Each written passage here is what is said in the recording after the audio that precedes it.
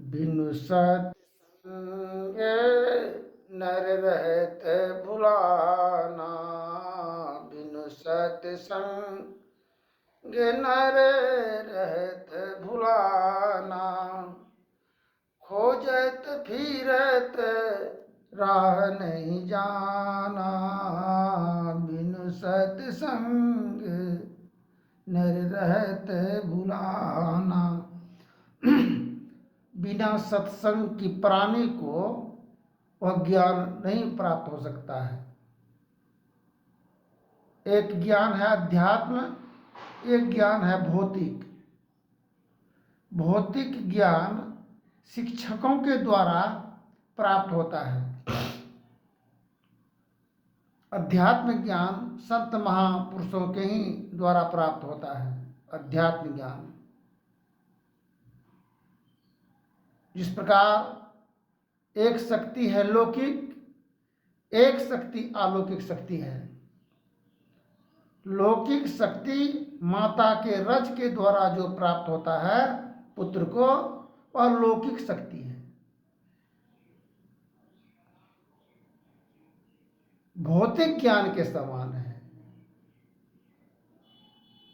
और अध्यात्म ज्ञान अलौकिक शक्ति और पिता के बीज के समान है। भक्ति बीज बिन से नहीं, जो जुग जाए अनंत। ऊंच नीच घर जन्म ले, फिर संत के संत। खेत में अगर हल चला करके बीज बोया नहीं जाए तो जंगल उत्पन्न होगा, जन्म होगा जंगल का। जंगल पशु के चारा में काम आते हैं, किंतु बीज का फसल जो होता है वो मानव की भरण पोषण हेतु काम आते हैं। तो बीज जब भी हम बोते हैं खेत में, उनके लिए उत्तम खाद, पानी और खेत की सफाई के ही उपरांत, ताकि जंगल न रहे उसमें, तभी बोते हैं फसल को, बीज को। ठीक इसी प्रकार मानव के जीवन में माताओं का लौकिक शक्ति का बहुत बड़ा महत्व और मोल है।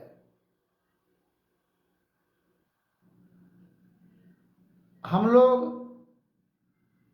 आज संसार में दो पक्षों की, स्त्री पुरुष दो पक्षों में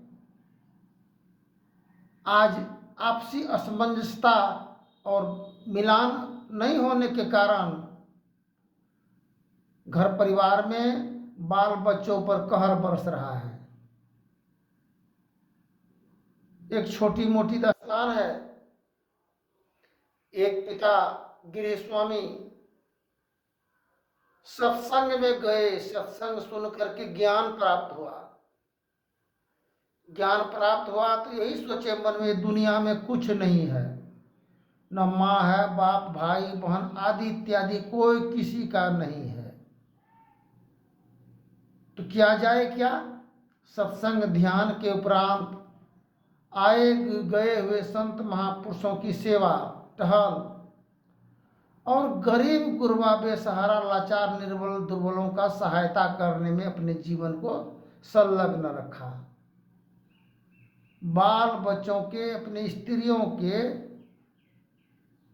दायित्वों को निर्वाहन करने में थोड़ा असमर्थ हो गए तो बाल बच्चा निकल गया उत्पाती, बवाली। वो देवी देव भूतन की पूजा, चेतन जीव विसार, बेसिया पुत पिता को ना चिन्हा, कैसी गई जग की सारी मति मार। देवी देवता वह लौकिक शक्ति के अंदर में आता है। 9 द्वार के अंदर में जो लौकिक शक्ति है उसी को कहते हैं लौकिक शक्ति। होते हवाते समय बीतता गया, बीतता चला गया। कई पुत्र थे, किंतु एक पुत्र ज्यादा बदमाश था, एक पुत्र उससे भी ज्यादा बदमाश था। बदमस्त दोनों था। माता पिता को थोड़ा भी दिल में रहम विचार नहीं था उनके पास। दोनों के प्रति हर हमेशा आक्रोश ही व्यक्त करते रहते थे। बेविचार अत्याचार जुल्म ढाने के कार्य करते थे। पिताजी गरीब बेसहारा लाचारों का जो सेवा करते थे, रख भी लेते थे उनको, उनका इलाज करते थे, कपड़ा देते थे, जहां तक हो सके ज्ञान देते थे उनको। जब पूछता था बोलता था 20 दिन से 15 दिन से भूखे चलते रहे हैं पानी पी करके, जीवन का किनारा ढूंढने हेतु। पारिवारिक कलह से जब निकले घर से तो रास्ता नहीं मिला, कहाँ जाएंगे नहीं जाएंगे, वैसे उसे व्यक्तियों को रखता था। एक समय में जब पुत्र आक्रमण करने लगा, पिता पर जब आक्रमण करने गए, धर्म पत्नी के कहने के अनुसार, जब अलग अलग रहता था, साथ भी होता तो और भी बात होता कि कोई बात जरूर होगा जो इस प्रकार के दंगा हो रहा है, किंतु अनुभव में ही अनुभव ज्ञान हो, अनुमान क्या करे। हरि गुरु चरण में प्रीत हो युग काल क्या करे, या कछवी की दृष्टि दृष्टि हो जंजाल क्या करे। वो काल को देखता था कि कब काल आएगा कब काल जाएगा, उसको काल को देख करके समझ बुझ करके वो रास्ता बदल करके चलते थे। रास्ता बदल करके जब आक्रमण के लिए जब गए, आक्रमण तो कई बार हुआ किंतु पुत्र ही पराजित हुए।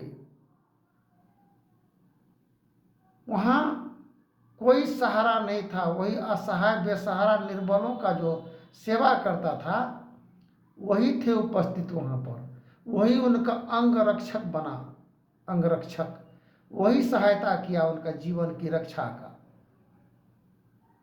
माघ काले बाघ भूखा, महर्षि में ही परमहंस जी महाराज की वचन है। माघ काले बाघ भूखा बचो ध्यान की दाव रे। दाव और पेच जीवन में नहीं जानने से मानव का जीवन कंगाल बन जाता है। जान तो बच गया, वापस राक्षसी प्रवृत्ति की हार हुआ, वापस चला ये पुत्र। फिर पिता जौ की तौं, तो संगत से गुण होते हैं, संगत से गुण जात, बांस फांस मिश्री सब एक ही साथ बिकात। आज का विषय में यही है विचार। हम लोग पूजा व्रत उपवास त्योहार सब किए, फिर बाल बच्चों के जीवन में सुधार क्यों नहीं हुआ। एक फेरी वाला चूड़ी बेचने वाले आए, वह बोल रहे थे कि देखिए 2 करोड़ का करीब करीब संपत्ति था, आलीशान भवन, अब बाल बच्चा नहीं उनको सेवा टहल करता था, देख रेख नहीं करता था, पुत्र तथा पुत्रवधू अनाकृत्य विचार व्यवहार सब लोग करते थे पिता के समक्ष। तंग तंग होकर के एक नौकर था, वही सेवा कर रहा था पिता मालिक का। अंत समय सोचा अब नहीं बचेंगे, नौकर को सब कुछ लिख दिया, दम टूट गया।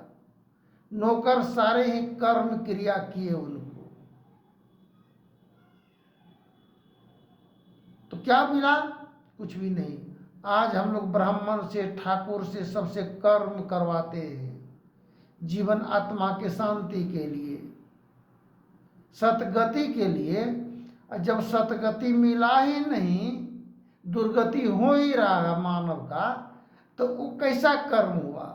इसलिए महर्षि में ही परम जी महाराज की वचन में है, कर्म धर्म को जला खा कर देंगे तुझको तार, जह जाओ तह प्रकट मिले हुए, प्रकट मिले हुए स्नेह, स्नेह बिना नहीं भक्ति होती है, कर लो साचा ने। एक दुल्हन ससुर की आज्ञा की अवहेलना किया, बोला ये वस्तु छोटा पुत्र को दे दो, उसको जरूरत आवश्यकता है। दोनों साथ ही साथ रहते थे। बोली नहीं, यहाँ का सामान वहाँ वस्तु नहीं जाएगा, अपना अपना कार्य करे। ठेस पहुंच गया ससुर को। पुनः जाकर के छोटा पुत्र को बोला, यहाँ का कार्य का राज्य का मालिक तुम ही बन जाओ, तुम ही रहो, वहाँ का वह रहेगा। तो राक्षसी कल वृंदा के संबंध में, जालंधर के संबंध में सुने थे। यह राज्य का उचित अधिकारी कौन बनेगा? बाप का तो कई बेटा होता है, तो अधिकारी कौन बनेगा? बेटा तो झंझट मचाता है हिस्सा के लिए, जल्दी अति शीघ्र ही हिस्सा हो जाए, अति शीघ्र शादी विवाह हो जाए, अति शीघ्र बाल बच्चा हो जाए, किंतु समय के से पहले कुछ भी नहीं होता है। समय तो पिता समर्थन तो दिया, किंतु बागडोर अपने हाथ में रखा। बागडोर, गुड्डी उड़े आकाश में, धागा मेरे पास में। ठीक इसी प्रकार हवाओं के झोंका में अगर धागा टूट जाए तो गुड्डी जहां की तहां पड़ा रह जाएगा। शब्द सुरत मार्ग दर्शावन, भय भय टारण, भव भय टारण सतगुरु जी, ज्ञान विराग विवेक के दानी परम विज्ञानी सतगुरु जी। संत सतगुरु कबीर साहब की वाणी है। शब्द बिना सुरती आंधरी, कहो कहाँ को जाए, द्वार न पावे शब्द का, फिर भटका खाए। शब्द जो हम लोगों का निकलता है, शब्द सत्संग के द्वारा शब्द को अगर सफा नहीं किया जाए तो उससे दुर्विकार और दुर्गंध ही निकलता रहता है, जिससे अपना ही नहीं परिजनों का भी दुर्गति की सामना करना पड़ता है। इसलिए शब्द का बहुत बड़ा मोल है। वाणी ऐसी बोलिए, मन की आपा खोए, औरों को शीतल करे, आप हो शीतल होए। एक वचन को काटने से सुदामा जी झूठ बोले थे, क्या दुर्गति हुआ? एक वचन ससुर का, गृहस्वामी माली का काटने से दुल्हनों का, बाल बच्चों पर, उनके स्वामी पर कहर बरसने लगा, कहर। इसलिए सज्जनों, माता एवं बहनों, सभी से आग्रह और निवेदन है कि कम से कम आज्ञाकारी पुत्र तथा पुत्रवधू पिता को भी चाहिए बाल बच्चों की वचन और श्रवण को समझें, क्या आवश्यकता और क्या जरूरत है, क्यों, क्या कहना है उनका। इसलिए थोड़ा समय, एक घड़ी आधो घड़ी, आधो में पुनियाद, तुलसी संगत साधकी, हरे कोरोटी अपराध। थोड़ा समय निकाल करके भी स्त्री के भी विचार को परखना चाहिए, माता पिता के विचार को परखना चाहिए, अब बाल बच्चों के भी विचार को समझना और बुझना चाहिए। उनका क्या विचार मन में उत्पन्न हो रहा है, क्या चाह रहे हैं। थोड़ा समय नहीं देने के कारण, जिस प्रकार खेत में अगर किसान चरवाहा नहीं हो, पहरादार नहीं हो, फसल का उजाड़ हो जाएगा। ठीक इसी प्रकार आपसी संगठन नहीं हो, आपसी तालमेल और अपने विचार को व्यक्त अगर नहीं करते हैं हम लोग, तो ये जीवन तहस नहस होने से कोई नहीं बचा पाएगा। धन्यवाद। जय हिंद, जय भारत। आगे के प्रसंग में बोलेंगे।